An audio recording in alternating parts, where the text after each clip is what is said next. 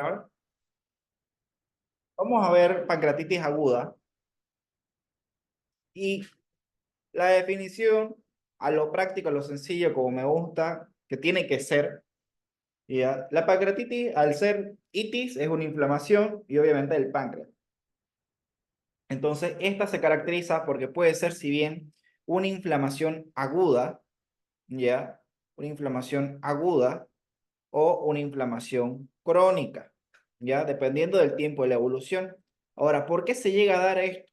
Porque hay una liberación inapropiada. ¿Y por qué una liberación inapropiada? Porque estas enzimas del páncreas, que parece un pescadito, ya que ahí en la clase de ayer, como éramos poquitos, les voy a volver a decir que qué sucede. Si nosotros tenemos acá, tenemos en esta parte de aquí el hígado, que en esta parte del hígado están en los sinusoides que se produce la bilis, ¿ya? Y hay un sistema de drenaje biliar, en que estos se forman a nivel microscópico y aparece el conducto hepático derecho, el conducto hepático izquierdo, y esto viene a formar cuando se unen el conducto hepático común. Este conducto hepático común desemboca en la vesícula biliar. En esta vesícula biliar, cuando cede, cuando está bajando, ya vendría a ser conducto cístico. Entonces, toda esta bilis se almacena en la vesícula, ¿ok? Y cuando empieza a ver la fase de la digestión, que no empieza cuando la comida está en el estómago, ya la fase de la digestión empieza en la vista, en el olfato, que empieza a enviar estímulos simpáticos al cerebro para que el cerebro diga, liberen gastrina, colestociquinina, y que empieza a liberar todas estas hormonas. Entonces, esto normalmente es la funcionalidad normal y esto baja ya por acá, que ya vendría a ser el coledo. Se conforma el coledo, Doctor, disculpe, ¿sí? ¿no se ve la diapositiva Ahí no se o ve. no está presentando? No, A yo no ver, veo. voy a dejar de compartir. Ahí bien has dicho. Ahora, Ahora sí. igual este problema hubo ayer. Bueno, entonces aquí le estaba haciendo unos videos, unos dibujos, que se forma todo la bilis en el hígado, aparece conducto hepático común, va derecho e izquierdo, forma el común, de ahí viene la vesícula, todo lo que viene a ser cístico, se acumula acá la bilis, y cuando empieza la fase de la digestión, envía señales a la vesícula para que comience a contraerse, y por medio de esto sale, ya, por medio de esto viene a salir lo que vendría a ser la bilis, y esto de esta bilis ya llega a formarse todo esto de acá, es el colédoco. Este colédoco termina drenando todo su contenido en la ampolla de váter. Esta ampolla de váter se encuentra en la segunda porción del duodeno y en el mismo tiempo que esto drena, está en el páncreas. Bueno, todo esto está dentro del páncreas en realidad. Todo esto está dentro del páncreas. Ya, aquí que parece un pescadito. Y este páncreas tiene dos conductos. Conducto principal de Wisbrum y el de Santorini, el conducto accesorio. Todo esto verte en la ampolla de váter que está cerrada por el esfínter de Odo. Eso es lo normal. Ahora, cuando llega a haber alguna obstrucción, ¿ya? Porque la principal causa de la etiología de la pancreatitis, ¿ya? Viene a ser los procesos biliares. La gran mayoría son de origen litiásico, ¿ya? Entonces, la principal causa de las pancreatitis son de origen litiásico, ya es causa de cálculos. Algún cálculo va, se impacta en esta zona, se empieza a acumular la bilis y eso también puede producir una colangitis, ¿ya? Y de la misma manera como puede pasar eso, el páncreas libera sus enzimas pancreáticas, y al no liberarse en esta segunda porción del duodeno, aquí viene el esófago, por acá, el estómago, viene aquí ya el duodeno, y aquí en la segunda porción, bueno, aquí está un poco medio cruzado mi duodeno, pero aquí en la segunda porción del duodeno vierten todos estos contenidos, tanto la bilis como las enzimas pancreáticas. Ahora, ¿qué sucede? Se obstruye algo a este nivel, se llega a obstruir algo, y va a empezar un proceso de autodigestión. Entonces, esas enzimas pancreáticas que deberían salir en el duodeno, se liberan dentro del mismo páncreas. Y el páncreas se le dice que es como una señorita. Es mírame, pero no me toques, ¿ya? Porque se irrita, se inflama, se acompleja y no te habla. Entonces, una pancreatitis aguda viene a ser un proceso biliar, principalmente causa un proceso biliar que produce una autodigestión, ¿ya? Y lesión obviamente del mismo páncreas. Otra de las causas puede ser las causas por el alcohol, por un amplio consumo de alcohol que hay en la sociedad, pero últimamente por el tema también nutricional desordenado que hay actualmente, ya una de las principales causas viene a ser el tema de origen biliar, porque ya sabemos que los cálculos están formados en un porcentaje por colesterol y en otro pequeño porcentaje ya puede ser también de origen de sales de pigmentación, saturación de las sales. Entonces, ¿qué significa todo eso? Por comer grasa. Y ya habíamos visto en la clase de ayer a modo de repaso, ya, de que esto viene a ser principalmente un factor de riesgo las mujeres. Porque si bien los hombres pueden ser más gordos por el tema de N cantidad de factores, pero las mujeres tienen un papel o un factor que les juega en contra. Ese factor que les juega en contra viene a ser el tema hormonal. Cuando están por venir el periodo, comen chatarra, comen papitas, puede ser que no comen todo el día, pero una comida en el día es puro chocolate, puros dulces, puras cremas, puro todo esto, que obviamente les hace tener valores de colesterol mucho más altos, mayor alteración de las sales pigmentadas, entonces tiene más probabilidades de desarrollar litos. Ahora, el problema de los litos no son los cálculos grandes, el problema de los litos son los cálculos chicos, porque un cálculo grande no va a salir, no va a pasar, pero un cálculo chico puede salir e ir, impactarse y obstruir. Y ahí aparece todo el problemón que da la pancreatitis. ¿Hasta aquí alguna duda?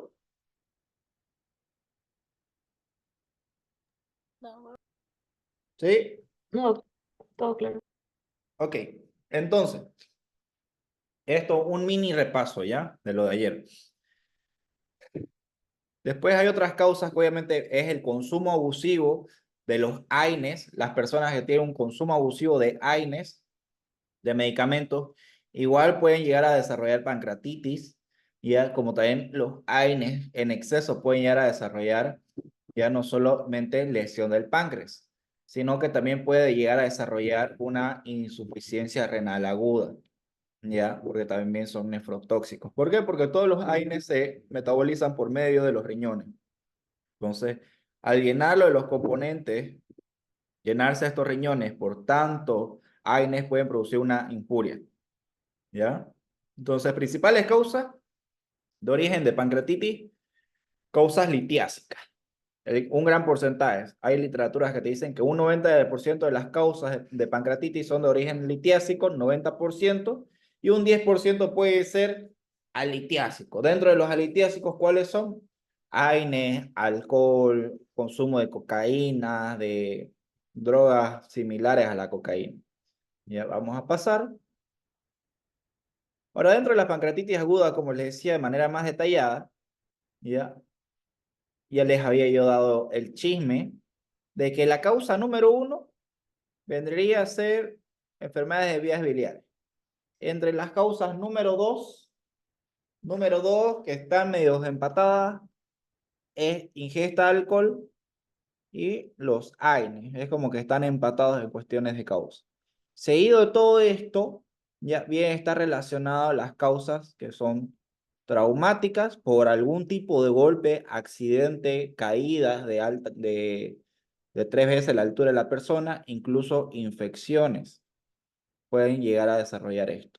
Aparte de eso, ya está relacionado que viene ya hacia menor incidencia también la RSP, que es post procedimiento de la endoscopía retrógrada pancreática, ya con la angiopancreatografía retrógrada endoscópica, ya el RSP, ya que por la tal vez falta de técnica, un paciente al que se le sometió a este procedimiento, ya para poder tal vez hacer una extracción, ya de algún cálculo que está atascado en el colédoco, como les mostré en la clase de ayer, que teníamos un paciente que tenía un cálculo que estaba impactado en el colédoco, que no cedía, que no podíamos hacer el retiro por la vía ascendente.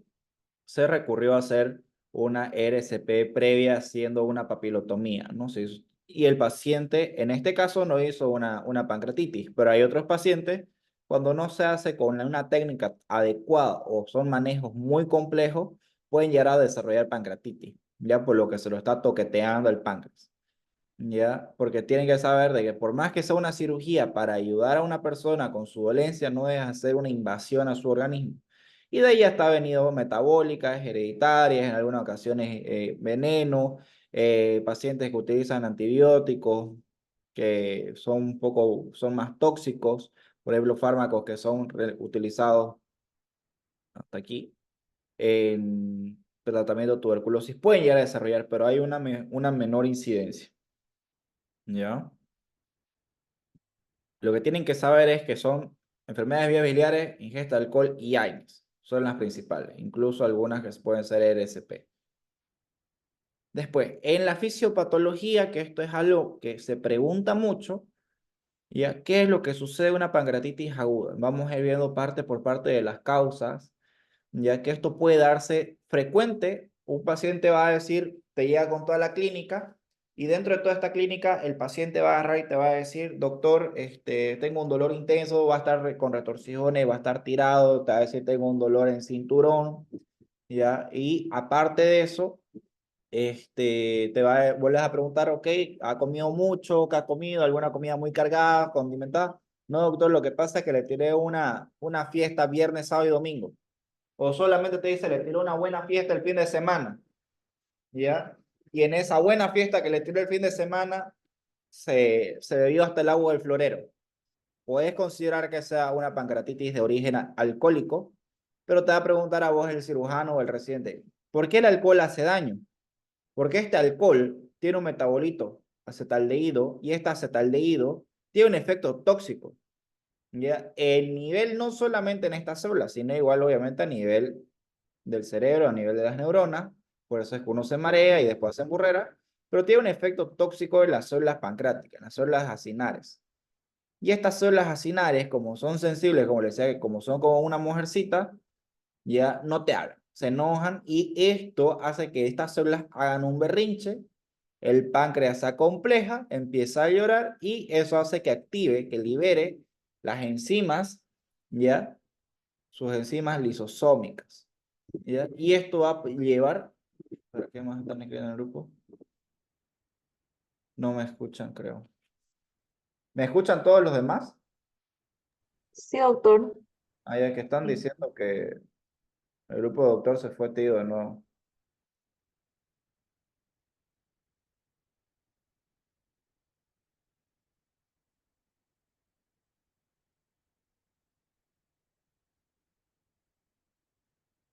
Ya, van a disculpar. Entonces, hay liberación de todas estas enzimas. ¿Y qué va a producir esto? Como les decía, el esfínter de Oddi se va a inflamar. Aquí no va a ser un problema obstructivo, sino que este esfínter de Oddi se va a inflamar. Entonces, ¿qué significa eso? Este esfínter ya no se va a abrir o va a tratar de abrirse. A ver, vamos a ver mi cámara.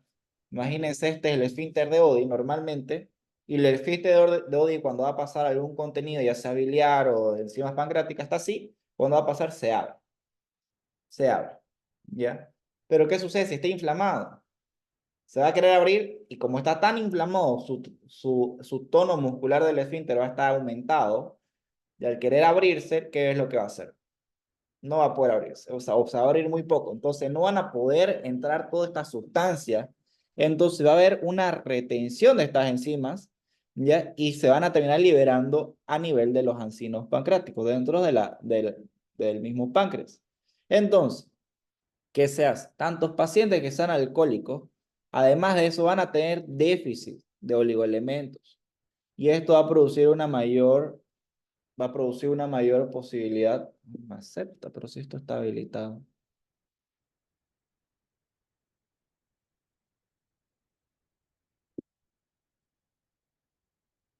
Su conexión de él.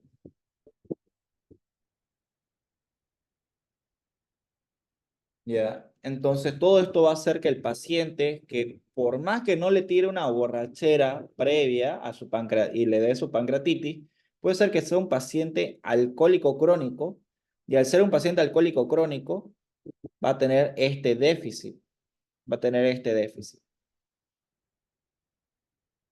Entonces va a tener este déficit que, ¿de cuáles oligoelementos? Zinc y selenio. Entonces, también por este déficit a larga data, un paciente alcohólico no solamente va a poder desarrollar tal vez alguna patología a nivel hepático, sino que también puede tener algún desarrollo de algún déficit de estos oligoelementos, estos minerales, y van a terminar produciéndole una pancreatitis.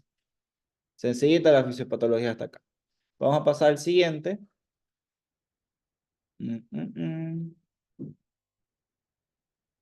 Entonces, aquí el otro tipo de fisiopatología, además del alcoholismo, es el tema de las enfermedades litiásicas. Ya sé, como lo he dicho, una litiasis vesicular, una colecistitis, coleitis, lo voy a colocar acá, una colecistitis, ya, una colangitis, una colangitis, una colanitis, uy, ¿se entiende ahí? O como también una coledocolitiasis. Vamos a dibujar aquí los cálculos. Entonces, cualquiera sea de estas causas que puedan llegar a producir ya alguna enfermedad, ya sea porque haya una obstrucción, porque en todas puede llegar a haber algún grado de obstrucción. Una litiasis vesicular puede salir una pequeña piedrita, puede ir a obstruir. Una colecistitis puede terminar saliendo barro biliar y el barro biliar se va a acumular y puede llegar a obstruir. Ya una colangitis igual se va a empezar a acumular o incluso puede llegar alguna persona con una colangitis que no ha ido al médico, ya, y que empieza a tomar esos jugos mágicos, chancaca, que hierbita de lo que sea, y va a bajar el tamaño de los litos. Tal vez va a volver a poder comer, ya va a bajar su grado de inflamación, pero ese pequeño lito va a ir a obstruir la ampolla de váter. Va a ir a obstruir. Ya aquí está todo esto. Va a ir a obstruir. Ya, y aquí la vesícula y todo esto del páncreas. Entonces, a este pequeño lito va a venir a obstruir aquí a la ampolla de váter. Ya, y bueno, para que se imaginen, este es el hígado. Ya, va a llegar a obstruir ese pequeño lito, ya que porque la persona le hizo caso a su comadre, le hizo caso de tomar tal hierbita mágica que tome bicarbonato, jugos verdes, ese lito va a ir a obstruir en alguna parte de acá y va a obstruir este drenaje también del páncreas. Entonces no va a poder liberarse. Entonces cualquier enfermedad de origen biliar puede llegar a producir una pancreatitis. ¿Por qué? Porque como les decía, hay una obstrucción. Se obstruyó la ampolla de váter. ¿Ya? Entonces, como les decía, el conducto principal del Wisrum, principalmente, obviamente, como también el accesorio del de Santorini, también no van a poder vertir su contenido porque hay un lito ya en esta ampolla. Entonces va a ser una emergencia, como está aquí en la foto. Estos cálculos que están aquí a nivel vesicular, por medio de las contracciones para verter la bilis, pueden terminar obstruyendo. Y es una emergencia, es un cuadro que a un paciente el dolor no se ve con nada, hay que dar morfina, inclusive. Vos le das tus antiespasmódicos y todo, y no va a ceder. Ya hay que terminar dando morfina. Y hay que hacer reposo glandular. Entonces, prácticamente esas vendrían a ser las dos causas de la fisiopatología que puede llegar a dar de manera más frecuente. No sé si hasta aquí hay alguna pregunta.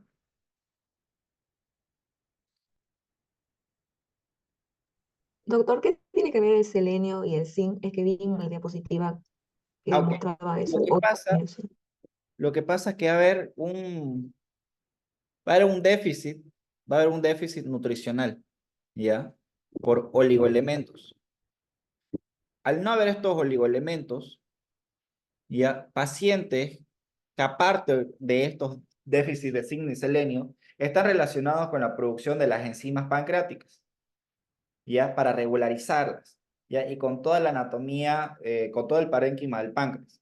Entonces, al no haber estos minerales, estos zinc, selenio, se ha visto que los pacientes alcohólicos ya tienen déficit de estos minerales y al no tener estos minerales, ya se dice que por hipótesis, o sea, son teorías, ya porque a la hora de la hora no está 100% comprobado, pero se ve que estos pacientes alcohólicos que no desarrollan una pancreatitis aguda, sino que con el largo del tiempo, de manera crónica, ya tienen este déficit nutricional y que desarrollan pancreatitis. Entonces, lo que dice la teoría es que este zinc selenio está relacionado con el sistema inmune y con una liberación adecuada de estas enzimas pancreáticas. Y como no hay estos minerales, hay un déficit, no hay una liberación adecuada. Y también el mismo parénquima del páncreas va a estar, como por así decirlo, un poco más débil. Entonces, a eso se le asocia de que puede desarrollarse un tipo de pancreatitis. ¿Ya? Pero es una hipótesis de lo que hay. Son teorías de otras causas y ya lo único que se ha visto que un estudio observacional, ya, se agarró muchos pacientes que desarrollaron pancreatitis de origen alcohólico y que estos pacientes alcohólicos ya hayan dejado de consumir bebidas alcohólicas hace bastante tiempo, pero que aún así desarrollaron. ¿Y qué viene a ser? Que se vio que tenían déficits nutricionales y que había como un patrón. El patrón eran estos oligoelementos. Entonces de ahí ha salido hipótesis, ¿no? Ya, pero aún lo que te vienen haciendo las conclusiones de estos estudios es que tal vez falta un poco más de publicaciones que estén relacionadas, que para que puedan demostrar exactamente cómo es que puede suceder la fisiopatología de esto. Pero lo que sí está comprobado son las causas litiásicas, o sea, el origen litiásico, alcohólico, ya, AINES, ya, traumáticas, post-ERCP, y obviamente ya metabólicas, etcétera, infecciosas, demás. Estas son las causas que sí o sí están comprobadas. Solamente lo otro que cité es un dato curioso, ¿no? Eso. ¿Algo más que quieran preguntar?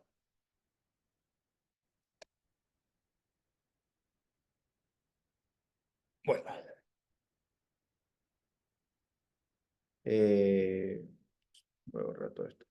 Ahora, dentro de la patogenia, que si bien no es lo mismo que fisiopatología, la patogenia vendría a ser como prácticamente hay esas alteraciones directas.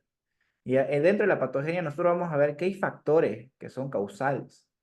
En la patogenia de la pancreatitis aguda, estos factores causales que pueden ser distintos, como los que ya les enumeré, las causas pueden ser distintos, puede entrar aquí causas metabólicas, inmunitarias, infecciosas, post-ERCP y etcétera. Hay estos factores causales que ¿qué van a hacer? Van a hacer daño a las células, ya aquí estas son las células, no es una cara. Va a hacer daño a estas células, se van a enfermar. Y al hacer daño a estas células enfermas, debilitadas, van a liberar una de sus enzimas, que es la tripsina. Entonces esta célula no va a poder contener de manera apropiada sus enzimas, esta tripsina específicamente, y esta tripsina se va a liberar. ¿Y qué va a hacer esta tripsina? Va a generar una cascada de ciertos componentes, que son todos estos de aquí, ya va a producir una liberación de la lipasa, activación de fosfolipasa 2, de la elastasa, quimiotripsina, calicreína, cinina. Todo esto se va a liberar o se va a empezar a producir, se van a activar. ¿Por qué? Porque hay un daño en estas células. Y si estas células están dañadas, van a liberar, por así decirlo, sin querer queriendo, la tripsina. Esta tripsina activa te va a causar todo esto. Todo esto te va a causar, te va a activar todo. Y todo esto que son otras moléculas, son otros componentes, cada uno de estos componentes se ha visto que está relacionado con un daño en específico. Por ejemplo, la activación de la calicreína ya, y cinina te va a producir un edema e inflamación. Entonces, esto es importante porque así vas a entender por qué un paciente con pancreatitis, porque a veces facilita entender, ¿no? El que dice, va a producir edema, que una cosa, que la otra, pero lo importante es saber cómo se da. Y una vez uno sabe cómo se llega a dar, no te vas a olvidar, porque simplemente vas a razonar, vas a pensar fuera de la caja, vas a estar adelantado. O si ves un paciente con una pancreatitis solamente por clínica y ves que ya tiene elevación de las enzimas, y así hiciste tomografía, hiciste todo, hiciste criterios de Ramson y Baltasar, viste todo y está todo normal. Pero vas a tener cierto cuidado y le vas a poder orientar a tu paciente que se debe cuidar y en cualquier caso tiene que venir, porque ya voy a estar preparado a cualquier cosa que pueda venir. Entonces, entre todas esas cosas que puede venir en tu paciente con una pancreatitis, no vas a esperar que llegue para asombrar, porque uno como médico tiene que saber lo que va a buscar, uno como médico tiene que saber qué es lo que te vas a encontrar, ya sea ese rato o a futuro, y qué es lo que te puedes encontrar. Porque en una tomografía para los criterios de Baltasar, tenés que ver si hay inflamación, edema en la tomografía. ¿Por qué hay inflamación y edema? ¿Por qué llega a haber necrosis? ¿Por qué llegan a haber abscesos peripancreáticos? ¿Ya? ¿Por qué pasa eso? Porque hay activación de todo esto. Entonces, para vos hablar Baltasar grado 0, normal. Baltasar grado 1 es que hay una inflamación, hay edema, hay una inflamación peripancreática. O sea, hay una alteración un poco difusa. Entonces, ¿por qué te da eso? Por el edema y la inflamación. ¿Y por qué te causa eso? Pues la calicreína. ¿Y por qué te causa por qué se activa la calicreína? Porque la tripsina está activada. ¿Y por qué te causó esto? Porque estas enzimas están siendo liberadas porque están enfermas estas células de los acinares pancreáticos. ¿Y por qué? Porque puede haber cualquiera de estos factores causales que les he citado. Puede ser que el paciente tenga alguna enfermedad biliar, puede ser que el paciente tenga alguna infección, puede ser que el paciente tenga diabetes, que el paciente tenga un mal hábito enólico, que el paciente consuma todos los días paracetamol. Yo he visto pacientes completamente sanos y que incluso son de familias de muchos recursos, que les hablo, que tienen mansiones, que la pobre señora joven, ¿ya? Llegó con una pancreatitis, la mujer sana, una señora mayor de unos 60 años, súper sana, bien puesta, brilla de Botox, todo, desarrolló pancreatitis. No había ninguna causa aparente. Conforme le hacía la historia clínica, le hacía un buen interrogatorio, le decía, si no toma algún medicamento, porque la mujer ni siquiera hipertensa ni nada, le dije, toma vitaminas, no, no tomo nada, solamente como bien, medio vegana la señora, 10 de 10. Y y le dije, usted por si acaso, hay que saber incluso preguntar. No tiene dolores frecuentes, no le duele a veces la rodilla. No me duele la rodilla, doctor, pero a veces me tomo 2 paracetamoles todos los días. Y yo le dije, no tenía enfermedad de nada. Y le dije, ¿por qué se toma 2 paracetamoles si no le duele la rodilla? O sea, cuando me duele, me tomo 2 paracetamoles y me pongo esos parches, me dijo, de lidocaína, pero todos los días me tomo 2 paracetamoles de 1 gramo. Y le dije, ¿por qué? Para el por si acaso, me dijo. O sea, para el por si acaso, se tomaba 2 gramos de paracetamol diario. Y le dije, ¿desde cuándo haces eso? No, hace años siempre lo hago, porque a veces uno no sabe, cuando uno ya es viejito, se golpea, se cae, se tropieza, el dedo del pie, los tacos, que me lo tomo para estar bien, para sentirme bien. O sea, su paracetamol era su vitamina. Entonces, una de las causas de pancreatitis, factores causales, es consumo de AINE. Si bien el paracetamol no es un AINE, ya, pero tiene un efecto al mismo nivel de la ciclooxigenasa. ¿Ya? Entonces, por su efecto farmacológico, actúa al mismo nivel que lo que actúan con cuestión de los efectos analgésicos, ¿ya? Pero consumía paracetamol durante ni ella misma sabía cuánto tiempo. ¿Ya? Y aparte de eso, la mujer, por la edad, le daban aspirina, que no me había dicho aspirina, sino que ella se acordaba su nombre comercial, que ahorita no me acuerdo el nombre comercial, pero en realidad era que le dan aspirineta, pero tenía otro nombrecito. Entonces, la aspirineta la tomaba ya hace 20 años, más lo que empezó a tomar paracetamol seguramente desde pandemia. O sea, la mujer se metía medicamentos sin necesidad y no tenía ninguna necesidad de tomar incluso aspirina para cardioprotección ni nada. Agarraron y le dieron nomás, el médico agarró y le dio y le pedía que venga cada cierto tiempo para su consulta y bueno, eso era una parte que ni siquiera es un tema de preventivo, era una manera que el señor, el médico, estaba tratando de fidelizar al paciente. Entonces, hay que tener cuidado hasta en esos pequeños detalles, porque a largo plazo puedes condicionar un problema a tu paciente solamente por querer ganarte 100 pesos, 200 pesos en tu consulta, ¿ya? Entonces, eso no se hace, ¿ya? Este, un segundo, no sé por qué hay algunos de ustedes que me piden el link y están en el grupo, igual me lo piden.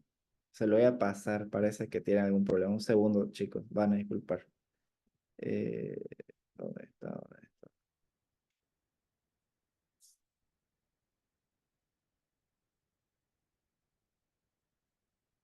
Ya. Entonces, algo que tienen que tener en cuenta tiene que ser siempre pensar a largo plazo. Siempre pensar fuera de la caja.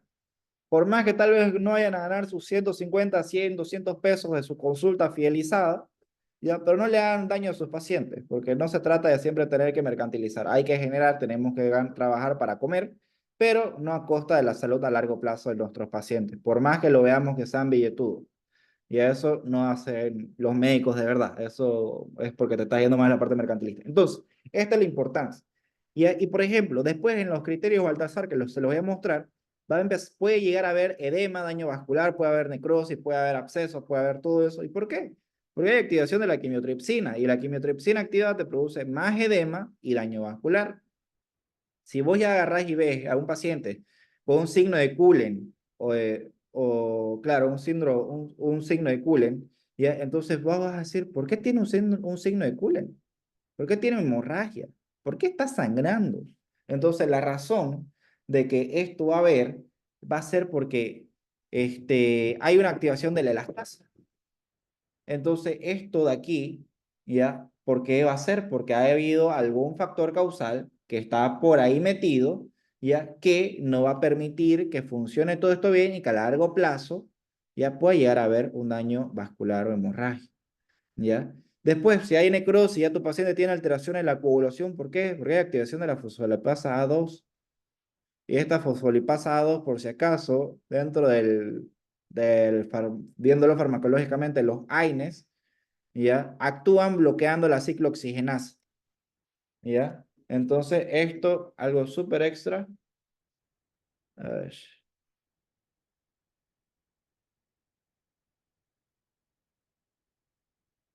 Entonces, esto es algo súper extra. Vamos a borrar todo esto para poder seguir pintarrajeándole.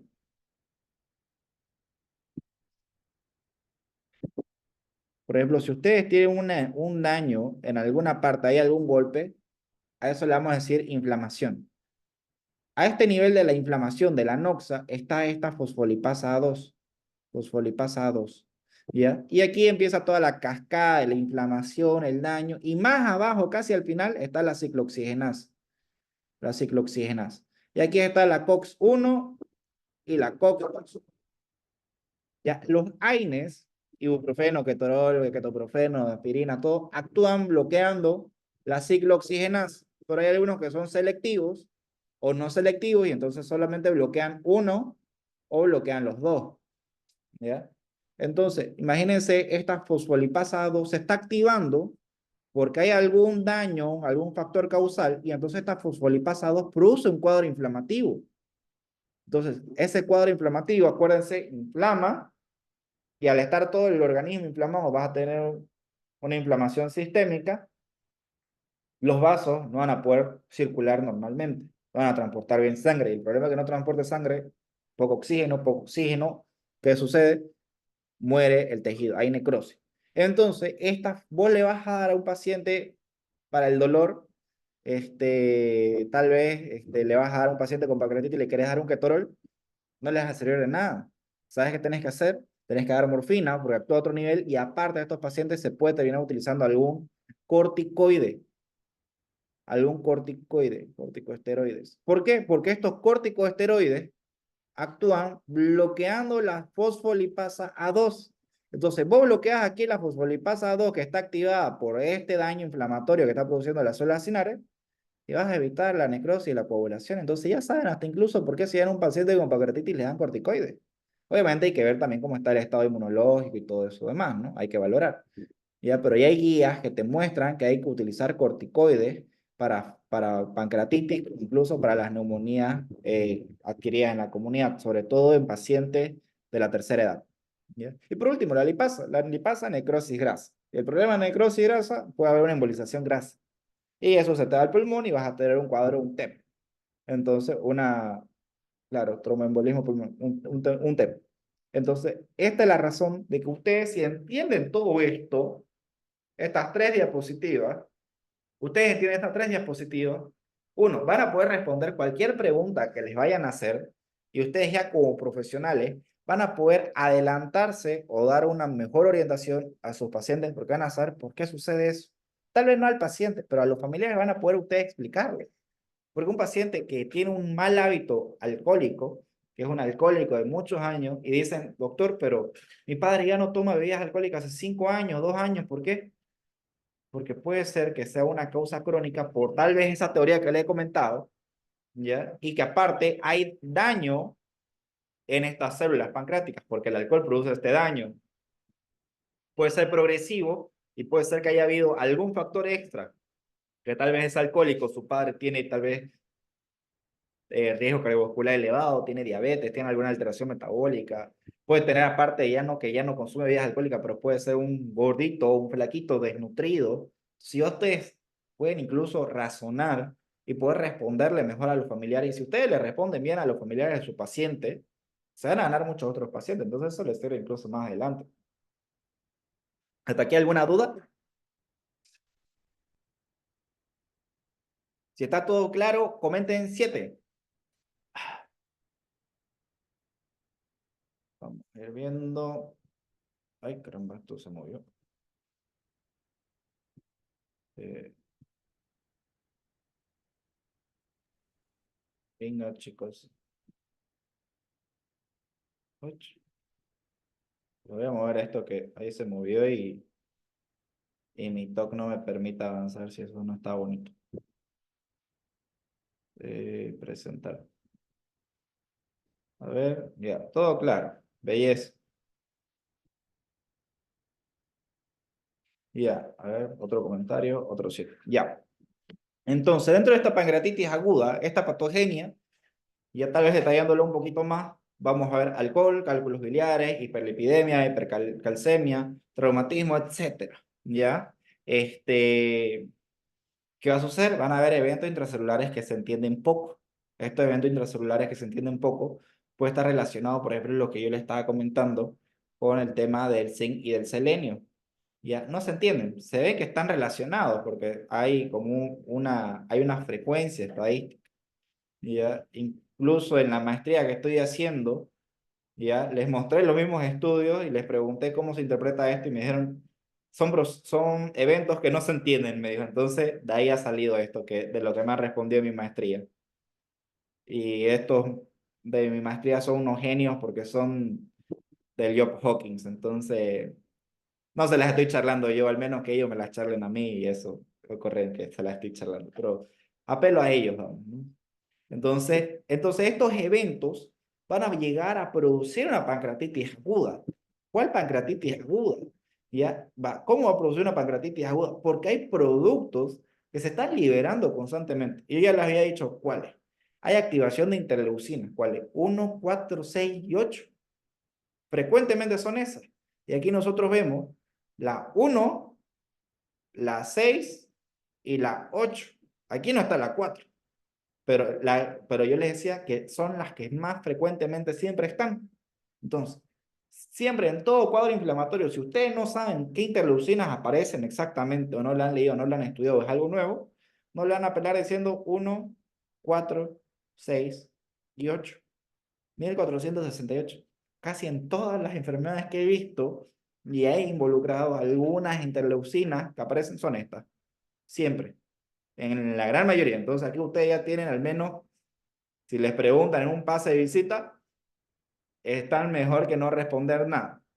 ¿Ya? Y otra que siempre está, que no se las había mencionado, es el TNF. El TNF es factor de necrosis tumoral. ¿Ya? Factor de necrosis tumoral. Ahora, hay otros productos que también pueden llegar a aparecer y está relacionado, que por ejemplo está el interferón gamma, está interleucina 10, interleucina 2, ¿ya? Pero son de menor frecuencia, son en algunos casos ya viéndolo un poco más específico. ¿Y qué te va a producir todo esto?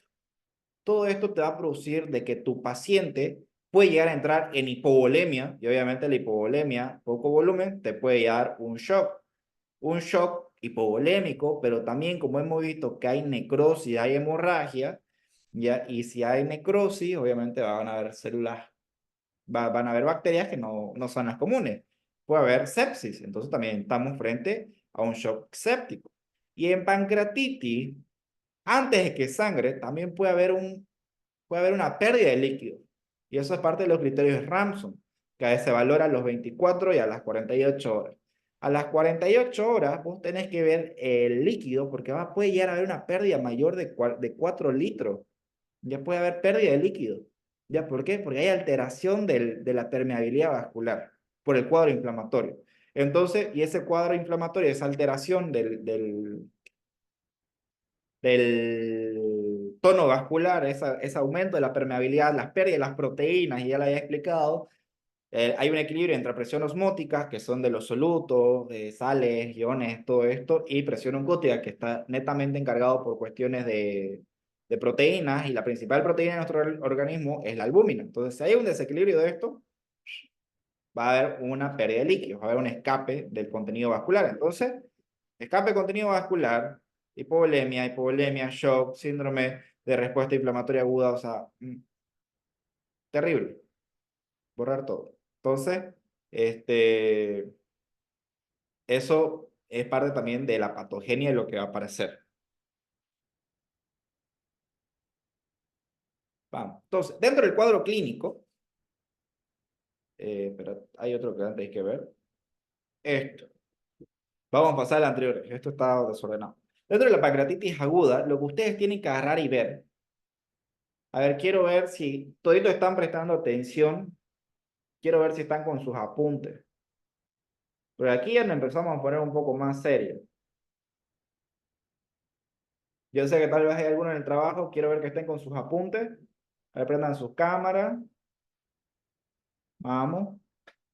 Bien, ahí está Lorena Alvarado. ¿Quiénes más? Se salieron 2 personas. Seguramente estaban viendo la novela. Ahí está Erika, hola Eriquiña. Vamos, vamos, vamos. Quiero ver que estén al menos sentados. Bien, ahí está con sus apuntes de Gabriela. Lorena, vamos. ¿Quiénes más? Hay 15 personas, solamente hay 3 con cámara prendida. Bueno, ya, no es mucho, pero es trabajo honesto. Y para el recuerdo. Entonces, nosotros tenemos que entender que cualquier paciente que les llegue con sospecha de pancreatitis, ¿qué tienen que hacer? Criterio de Ramsson. Sí, al grano, puntual, Ramsson. ¿Cuáles son estos criterios de Ramsson? Ustedes van a valorar al inicio y a las 48 horas. Así, Ramsson, Ram de rápido, son de próximo, es un próximo, entonces criterio de Ramsson. Y ahí hay una mnemotecnia.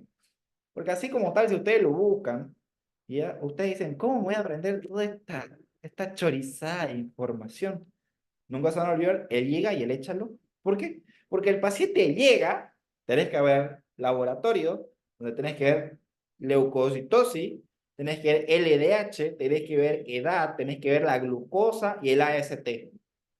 ¿Ya? Y después a las 48 horas,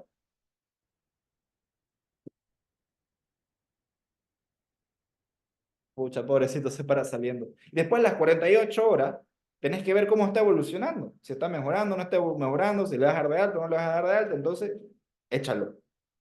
A las 24, a las 0 horas, o sea, el paciente llega y tenés toda la clínica, que la clínica de este paciente es clarísimo, no tenés por dónde perder. El paciente tiene un dolor agudo, y te va a referir que tiene antecedentes alcohólicos o de una dieta rica en carbohidratos y grasa, o que puede ser que hace poco ha tenido un accidente automovilístico. Se reventó en la moto, se cayó de espalda, resbaló, se cayó de la construcción del albañil, se reventó. Todo eso te puede llegar a producir una pancreatitis. ¿Ya? Entonces, la clínica no hay por dónde perder. Dolor intenso, punzante, que te atraviesa, que se irradia en cinturón hacia la espalda. No hay por dónde perderse en clínica. Por eso ni hay diapositiva de eso, porque no hay para qué perder tiempo en tanto. Lo práctico. Entonces, lo práctico, llega, ¿qué tenés que hacer? Llega L-leucocitosis. Sencillito, le haces un hemograma. Todos los laboratorios, todos los hospitales tienen para hacer hemograma. ¿Ya? LDH, Tal vez no todo, pero le pedí. Si hay, le pedí. Después, la edad. ¿Cuántos años tiene? ¿Ya? Mayor de 55. Es un punto más para la mortalidad. Glucosa. Hasta ahí con el glucómetro, la glucosa capilar, la C no necesitas mandársela al laboratorio. Ahí con el glucómetro capilar se lo hace. Más de 200. Ok, pero me van a decir, doctor, pero recién había cenado. No importa. Te dice, necesitas hacer glucosa. No importa si es en ayunas, si es postprandial, postcarga de glucosa. No importa. Necesitas hacer glucosa. Y el AST. ¿Ya? Entonces, si con todo esto vos vas y sumás, vas a decir, ok, tienen una leucocitosis arriba de 16.000, hay algunas que te dicen arriba de 12, pero una pancreatitis te va a llegar, eh, puedes valorar de, ¿sí? ¿Se me quedó? Mira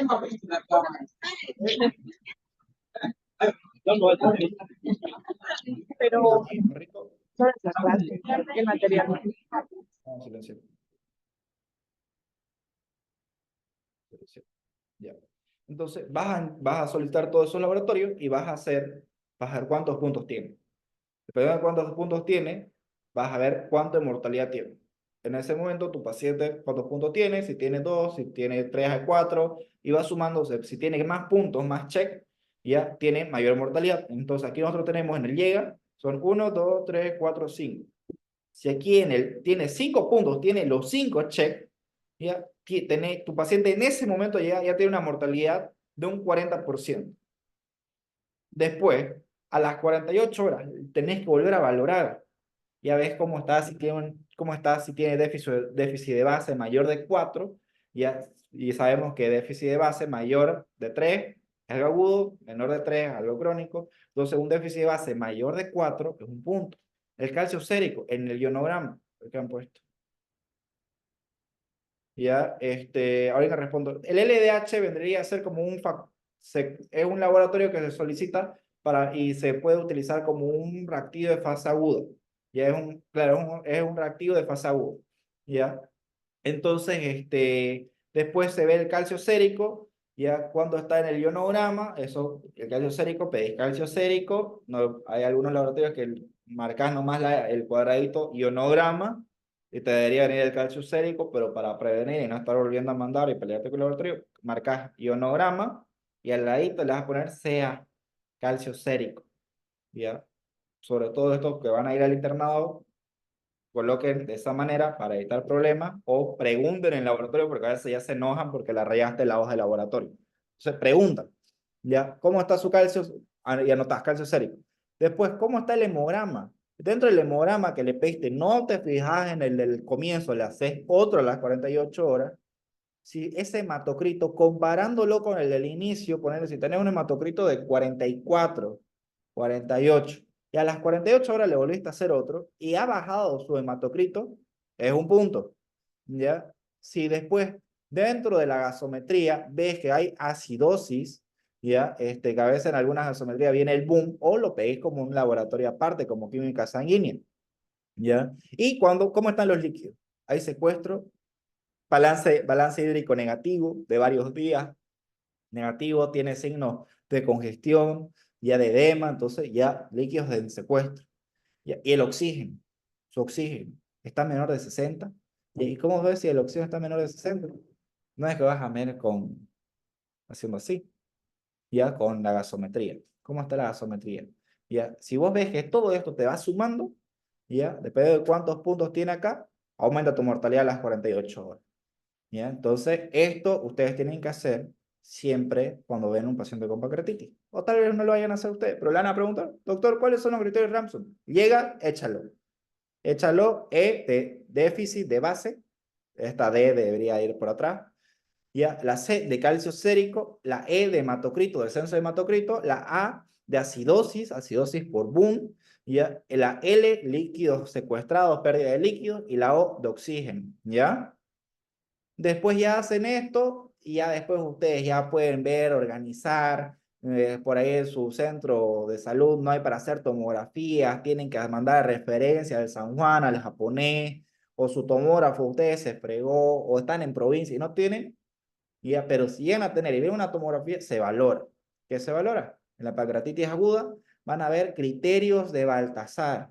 Y aquí es lo que yo le venía unas 4 diapositivas atrás, toqueteándole y molestándole con que se aprendan patogenia y fisiopatología, porque así vas a entender por qué estos criterios de Baltasar están alterados. Entonces, si ves una tomografía en la que tu páncreas está normal, criterio de Baltasar, ya, grado 1, 0 puntos, páncreas normal. Siguiente, hay un agrandamiento focal difuso, o sea, hay una inflamación, 1 punto. Hay cambios en el tejido peripancreático, o sea, hay edema, son 2 puntos. Hay una colección se refiere a que vas a ver como algo encapsulado con una densidad prácticamente blanca, grasa, que es pus normalmente, o puede ser incluso sangre. Hay presencia de una colección, 3 puntos. Hay presencia de 2 o más colecciones, 4 puntos. Entonces, ¿qué significa estos grados que ustedes van a ver en la tomografía? ¿Ya? Ustedes lo que van a ver en estos grados de la tomografía es que si está todo normal, necrosis, no hay nada. No hay nada de necrosis. Ya, si hay agrandamiento focal, hay inflamación nomás, puede haber 1/3 de necrosis, puede haber una pequeña cantidad de necrosis. Si ya hay inflamación y el tejido peripancreático, que ustedes van a ver edema, van a ver como una densidad agua, densidad líquido, ya en la tomografía, van a llegar a usted a ver, tener la probabilidad, ya, de que pueda haber la mitad del tejido pancreático con necrosis. Y si ustedes ven que hay colecciones, una o más de dos, ya es muy probable que haya más de la mitad de necrosis en ese páncreas. Puede llegar a ver, ¿ya? Vamos a pasar. Entonces, nosotros hay alguna otra manera, que esto es un método clínico, de cómo clasificar la pancreatitis. La pancreatitis lo vas a poder clasificar en leve, moderada y grave. Una pancreatitis leve te viene con la clínica, el dolor, ya con todo ese tema del dolor, los antecedentes, pero no hay falla orgánica. Vos lo ves, el paciente está respirando normal, digamos que está sintomático, solamente es el dolor, no hay elevación de las transaminasas, no hay acidosis, no hay leucocitosis, está, digamos, normal, solamente tiene dolor. Ya puede ser que tenga alguna alteración más extra, pero no hay daño a otros órganos, no hay complicaciones. Ya, solamente necesitas a tu paciente analgésico, reposo glandular, nada más. Una pancreatitis orgánica puede ser que haya una falla orgánica que pueda ser transitoria, o sea, que solamente dure, o sea, que el paciente ingresó con lesiones en otros órganos y que a las 48 horas, es decir, en tu llega, ya había leucocitosis, había elevación del LDH mayor de 250, ya, aparte de todo esto había la glucosa, el AST, entonces vos ves que tu paciente tiene todo esto del llega, ya, entonces tiene aquí, no sé, pongámosle lo peor, 1, 2, 3, 4, 5, tiene los 5 puntos en el llega, ¿ya? Y habíamos dicho que 5 puntos es que hay una mortalidad del 40%, sí, 40%, y entonces vos vas a llegar a ver de que tiene aquí los 5 puntos en tu pancreatitis moderada. Tiene su leucocitosis, el LDH, la edad, la glucosa, el AST, que es una transaminasa. Entonces tiene 5 puntos. Bueno, una pancreatitis moderada puede ser que haya daño en algunos otros órganos, pero que eso es en el llega. Y ya cuando le haces las 48 horas todas las valoraciones, ves que está mejorando. Ya solamente tiene, no sé, veamos cuáles puede ser que tenga. Ustedes escojan, ustedes agarran y ven, puede ser que tenga una acidosis, ya, y un déficit de base, pero después su calcio está normal, no hay disminución del hematocrito, no hay líquido de secuestro, está oxigenando súper bien, la gasometría se ve que está todo bien, o sea, ve que está todo bien, solamente 2 puntos. Mortalidad, 1%. Entonces, ahí nosotros decimos, llegó mal, ya se estabilizó porque le hice buen manejo, le hizo su reposo glandular, o el cirujano le hizo su reposo glandular, etcétera, y todo. Entonces, ok, está todo perfecto.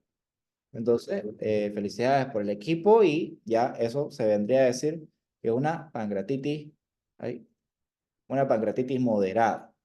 Ahora, aquí estaba buscando esto para pintar.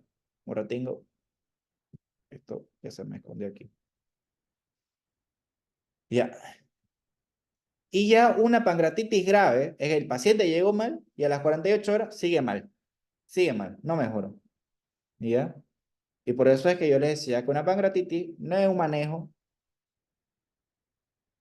casi convencional para hacer de manera ambulatoria, no es un manejo que se hace solamente por médicos generales, es un manejo multidisciplinario, ya que tiene que tener el centro del nosocomio debe tener la estructura y la capacidad para hacer todo esto, porque el paciente puede hacer falla orgánica, ¿ya? Examen físico. Bueno, aquí en el examen físico, ya, obviamente tu paciente te está diciendo, doctor, me empezó a doler en la región periumbilical o aquí en el flanco izquierdo, ahora me duele el epigastrio, puede ser que está un poco fatigado, puede estar ya hipotenso, puede estar taquicárdico, puede tener piel marmórea, que significa que puede ser que ya tenga eh, telangiectasias, puede ser que tenga ya microhemorragias, ya derrame pleural izquierdo. Ahora, ¿por qué derrame pleural izquierdo? ¿Quién se anima a decirme por qué puede tener derrame pleural izquierdo?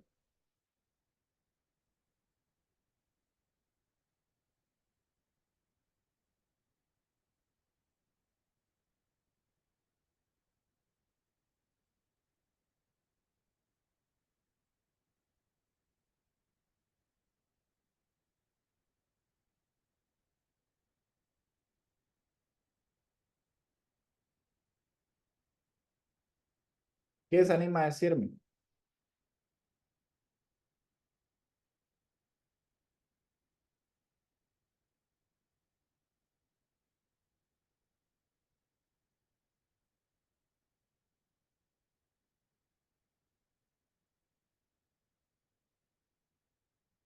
¿Me habrán comentado algo?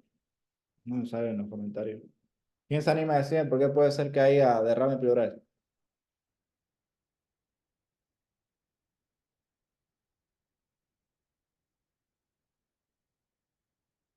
Bueno, el derrame pleural viene a ser este, porque como hay una inflamación dentro del páncreas, está saliendo tejido pancreático, puede ser que se están liberando también enzimas peripancreáticas, diré enzimas pancreáticas, tripsina o cualquier otra, ¿ya? Y todo ese líquido, ya con químicos, con metabolitos, con sangre y todo, ya cuando el paciente se echa, porque le duele, no se quedan parados, se echan, se acuestan, se ponen de un lado, todo ese contenido, al echarse, ya la cavidad abdominal está comunicada con la cavidad torácica, lo separa el diafragma, pero hay un orificio, el hiato diafragmático. Ese líquido puede pasar, ¿ya? Y normalmente el paciente se echa del lado izquierdo, y al echarse del lado izquierdo, ya, y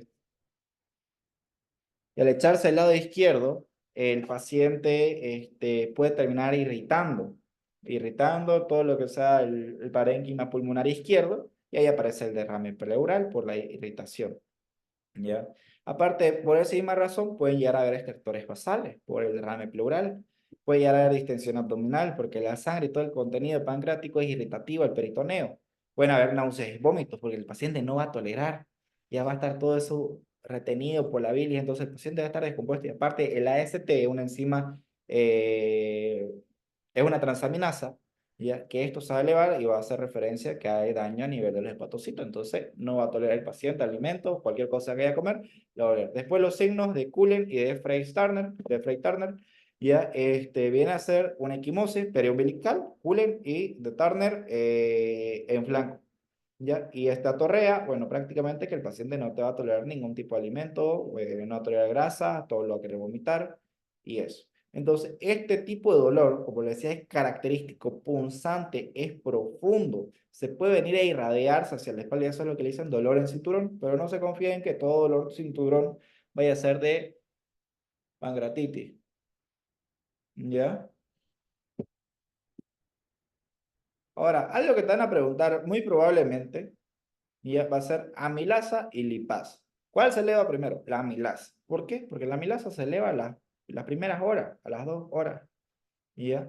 Entonces, esta se eleva, pero su pico de la amilasa, que va a estar lo más alto, va a ser en las primeras 24 horas. En cambio, digamos, vamos a hacer nuestro famoso cuadro cartesiano. para que lo puedan diferenciar. Entonces vamos a tener aquí, esto va a ser el valor en concentración y este valor en tiempo. ¿Ya? Marcadorcito. Entonces, este va a ser el valor de la concentración, este va a ser el valor del tiempo. Aquí, tiempo. Ya. Entonces, nosotros lo vamos a marcar aquí a las 12 horas, 24 horas, 48 horas. Entonces, nosotros vamos a hacer la milasa, la curva con amarillo. Esta milasa se va a elevar a las primeras 2 horas. Va a empezar a las primeras 2 horas. Y entonces, estas 2 horas van a ser por aquí. Y en cambio, la lipasa, que lo vamos a hacer con azul, se va a elevar a las 4 horas. Entonces, ambas van a estar presentes tal vez cuando el paciente te llegue al comienzo, ¿no? Porque el paciente le empieza a doler, se aguanta. Entonces, tal vez ambas pueden estar elevadas al comienzo. Pero, ¿qué sucede? El pico de la lipasa va a ser en las 24 horas. Entonces, ¿qué significa? Esto es 12 y esto es 24, por si acaso. Entonces, esta lipasa se va a elevar, pero se va a mantener así progresivamente. Y a las 12 horas va a llegar a su pico, va a llegar al pico más alto. En cambio, ya, esta de aquí, la amilasa, ya se va a empezar a elevar y su pico va a ser a las 12 horas, entre las 12 y 24 horas. Entonces, ahí se va a elevar. ¿Ya? ¿Y cuál es la diferencia? Ahora, en cuestiones de días, vamos a decir que aquí ya es, esto era 24 horas el primer día, esto sería el segundo día, por acá el tercer día, por acá el cuarto día y el quinto día y aquí X día. Entonces, la diferencia va a ser que esta amilasa se va a elevar lo más alto hasta dentro de las 24 horas. Ya 12 a 24 horas. Hasta aquí va a llegar lo más alto, su pico. Lo más alto posible.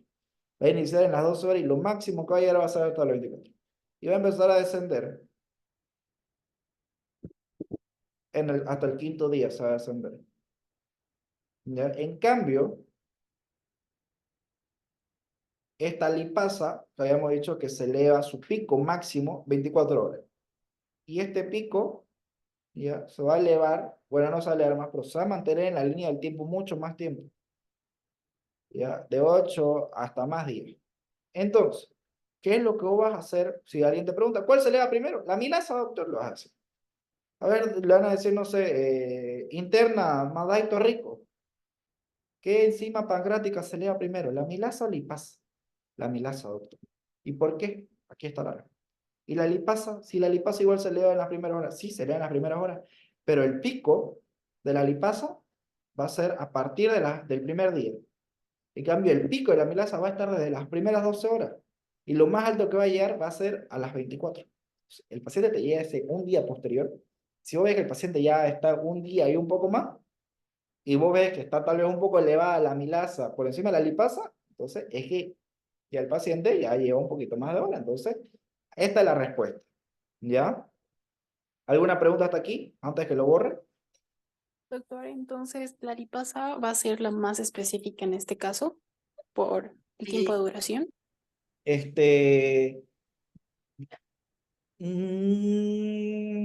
digamos que entre amilasa y Bueno, lipasa no sería tanto lo... O sea, sí, ambas son específicas para pancreatitis, pero lo que yo me voy es en cuestión del tiempo. O sea, si tu paciente te llega muy temprano y solamente ves una elevación de la amilasa, no es que sea una pancreatitis por amilasa, solamente que son parámetros para guiarte y la pregunta es que te hacen cuál se eleva primero. Ahora, con lo que vos me ya, decís que es más específica, a lo largo del tiempo, la lipasa. La lipasa la vas a ver que va a quedar mantenida, elevada. Y esto te va a ayudar para diferenciar las horas de evolución. ya, doctor. Gracias. A ver qué. Vamos a borrar. Pam, pam. Ya. Entonces, para finalizar, por así decirlo, un manejo de pancreatitis, ustedes lo que van a hacer Algoritmo de sospecha de pancreatitis aguda. ¿Sospechan de pancreatitis aguda? ¿Cómo van a sospechar de pancreatitis aguda? Porque con pacientes no hay selección múltiple. ¿Cómo vas a sospechar? Muchas veces ayuda la selección múltiple, ¿no? Ay, este me tinca, este no me tinca. A de amén, B de boludo no soy, C de Cristo, D de Diosito, E de Eucaristía. ¿Cuál será? No, en un paciente no vas a tener selección múltiple. Entonces, como médico, el médico busca y encuentra lo que sabe. Si no sabes, no vas a poder identificar. Entonces, tenés que ver el cuadro clínico, ¿ya? Y vas a hacer una relación dependiendo del aumento de la actividad de la amilasa o de la lipasa. ¿Y para qué sirve esto? Por el tiempo. Y para el tiempo, eso te va a ayudar para ver qué tan rápido tenés que actuar. Ahora, si se dan ambas premisas, o sea, tenés cuadro clínico, aumento amilasa, lipasa, haces una ecografía. La ecografía se utiliza ya prácticamente en todos los manejos. Y hacer una ecografía. Si agarras y en la ecografía no ves visible el páncreas, ya puede ser que haya una pancreatitis posible, una pancreatitis aguda. Ahora, si vos agarrás y en la ecografía puedes llegar a ver cambios en el tamaño, en los límites de la glándula, puede llegar a ver compresión de la vena esplénica, colecciones líquidas y todo esto que puede llegar a ver que está tapado, velos de Piclón encima del páncreas, ¿ya qué es lo que vas a pensar? Que es seguro una pancreatitis. Ahora, si no lo llegas a ver, puede ser que toda esa inflamación te lo esté tapando, los gases igual te esté tapando, la irritación te esté tapando, entonces también es posible una pancreatitis. Pero si vos en ecografía lo llegas a observar, ¿ok? Pancreatitis segura. Ahora, si vos no lo puedes llegar a ver en ecografía, hace una tomografía. Y ahí a veces hay colecciones, hay inflamación, hay alargamiento, una colección, dos colecciones, o sea, ya lo revisás ahí todo, vamos, ¿no? Y si ves que tiene todo eso, es una pancreatitis segura. Ahora, para clasificar todo esto, antes de ir a eso, vamos a ver qué sucede si tenés un paciente que no tiene ambas, solamente tenés cuadro clínico, pero no hay aumento de la amilasa ni de la lipasa. Entonces, si solamente tenés cuadro clínico, pero no tenés aumento de lipasa ni amilasa, ya lo que haces es lo que viene a decir aquí el algoritmo, pero me voy a cambiar de color. Ya. Si no se dan ambas y el paciente está sintomático o estable, digamos que estás en duda, no estás muy seguro, le vas a hacer igual una ecografía. Entonces, aquí vemos cómo la ecografía es importante. Es súper importante. ¿Ya? Y si con todo esto que ya hiciste la ecografía, ¿ya? Aparte de descartar si no tiene ninguna otra alteración, vas a ver si tu paciente tiene isquemia o hay perforación. Si hay isquemia o perforación o lo que sea, igual tenés que hacer una tomografía. Entonces, la ecografía y la tomografía se hace una pancreatitis. Querramos o no querramos, se deben hacer. Y ya con la tomografía, ¿qué vas a hacer? Vas a confirmar si tu páncreas está normal, ¿ya? O por ahí no es concluyente, por ahí no está muy claro, por ahí no se ve muy bien. Y si no se ve muy bien, no hay nada de esto de acá, las colecciones, inflamación, edema, no hay nada. Hace una resonancia magnética, ¿ya? Entonces, si vos ves que en la ecografía ¿ya? Vas a realizar y el paciente está grave, pero no tenés mucha seguridad por la ecografía que le hiciste, pero ves que clínicamente está con signos de isquemia, hipoperfusión y todo eso, tomografía. Si la tomografía está normal, te vas a buscar otro diagnóstico. Ahora, si en tu tomografía ya no es muy concluyente, es como que no está normal, pero tampoco ves todo esto, hace una resonancia. Obviamente si está en las posibilidades, ¿no? Porque la resonancia no hay en el público. Entonces, lo que haces es clínica y prácticamente volvés a repetir la tomografía, lo tratás clínicamente como pancreatitis y repetí a las 48 horas o diré a las 72 horas una tomografía y ves la evolución de tu paciente. Ahora, si ya con la tomografía viste que tiene todo esto, es una pancreatitis segura, hiperconfirmada. Y agarrás y la clasificás. Leve, no hay complicaciones, está todo normal. Moderada, hubieron complicaciones, pero fueron transitorias. Severa, hay falla orgánica persistente. Las complicaciones empezaron. Ahora, ¿cuáles son las posibilidades para cada una de estas? Una litiasis biliar, ya les había dicho, principal causa, litiasis. ¿Qué es esta litiasis? En el algoritmo. ¿Y qué se hace? Una colecistectomía. Obviamente, estabilizas al paciente, das antibióticos, lo controlas y todo, y si es posible, lo más antes posible, se hace la colecistectomía. No tenés que esperar una semana, 2 semanas, un mes. tratás de estabilizar al paciente e ingresás a hacer colecistectomía. Si es una moderada, ¿ya? Que ya hay sospecha de infección y todo, primero, antibiótico, ¿ya? Y puedes hacer ya una punción con aguja fina ya por TAC, por tomografía. ¿Quién hace esto? Cirujano, y es lo famoso que se ve ahora, cirugía mínimamente invasiva, ¿ya? Entonces, igual es cirugía, pero ya no lo abrís de par a par o laparoscópica, tenés que hacer una punción, ¿ya? Entonces, en severa, hacer una colangiopancreatografía retrógrada endoscópica y una esfinterotomía endoscópica. ¿Para qué? Vas a cortar el esfínter lo vas a cortar, el esfínter de Oddi, vas a ingresar la ampolla de Vater, vas a buscar para sacar la obstrucción. Entonces vas a hacer eso. Y vas a ingresar a ver todo el colédoco para ver cómo está la estructura si no hay más cálculo, no te quedas ahí en la ampolla. Ya entraste, ya cortaste, ya lo operaste, ya está con anestésico, todo.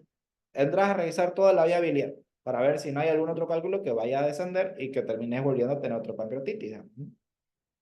Entonces, resumidas cuentas, ustedes agarran al paciente y tienen que ver cuadro clínico, antecedentes, ya cómo está mi lasa lipas. Si está todo eso, ecografía. Si no está todo eso, ves la clínica, igual terminas haciendo ecografía.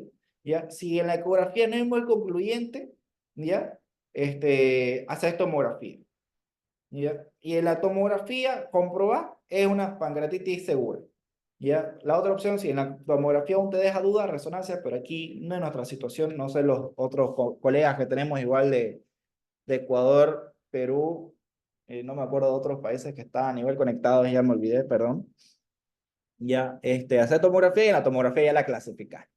Dependiendo de la clasificación, que tengas leve, moderada, severa, no haces en la severa de entrada, porque obviamente si le digo es de entrada, siempre hay que ver toda la situación del paciente, hay que hacer un manejo integral. Por ahí vos lo ves a tu paciente estable, que está ventilando espontáneamente, presiones normales, no tiene fiebre, hemograma normal. Igual hay que tratar de tenerlo en la mejor condición, ¿ya? Y que lo hagan la valoración cardiológica, que lo vea el cirujano y que todo, y que lo valoren, ¿ya? Porque si fue una emergencia, ya se hace lo más rápido posible, se hace cualquier conducto. Pero si está leve, hay que dejar al paciente lo más estable posible para que no ser que está entrando bien y que por querer entrar a la primera hora ya pueda tener alguna complicación. Entonces, siempre hay que ver que el paciente esté lo mejor posible. Incluso eso se puede hacer en el mismo día, pero eso hay que valorar completamente. ¿Ya? ¿Hasta aquí alguna pregunta?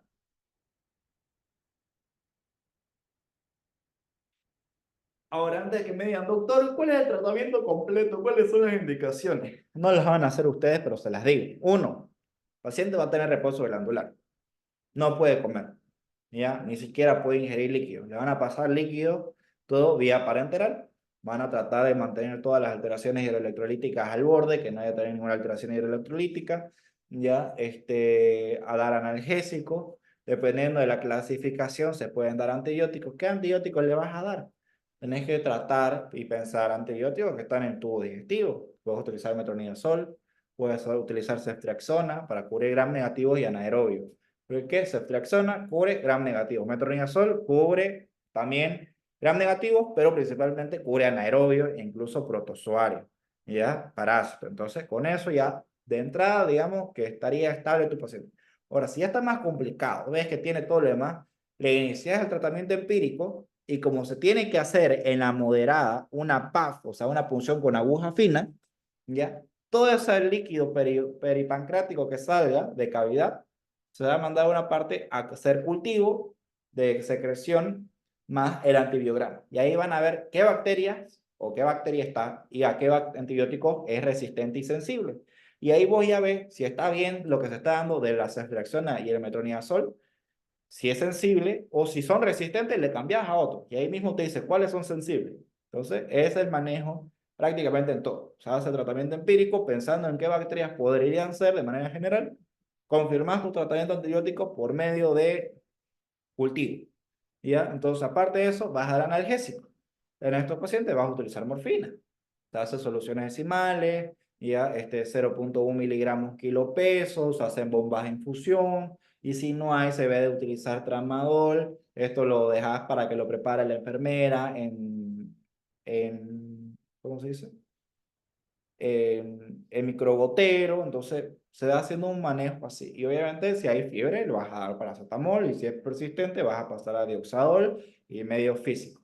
Entonces siempre tenés que ir viendo al paciente, pero en sí el tratamiento está en los pilares de el reposo glandular, mucha muy grande mierda. Reposo glandular, hidratación, si amerita, ya, aparte del reposo glandular, si también necesita correcciones hidroelectrolíticas, si es que las presenta, o alteraciones de ácido-base, correcciones de las alteraciones ácido-base, y el reposo glandular, hidratación, alteraciones hidroelectrolíticas, ácido-base, analgesia, ¿ya? Y antipiréticos. Entonces, prácticamente son los pilares para el tratamiento de pancreatitis. Ahora, obviamente, si hay falla multiorgánica o lo que sea, es algo de terapia, se ve si es necesario intubar, si hay que utilizar medicamentos vasoactivos y todo lo demás. Entonces, siempre se valora todo el estado completo del paciente, pero de aspecto general, lo que tienen que saber sí o sí ustedes es todo esto. ¿Alguna pregunta?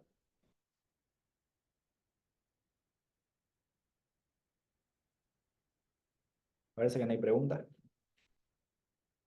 Bueno, vamos a tener un break. El break va a ser llegan 10 minutos, 15 minutos.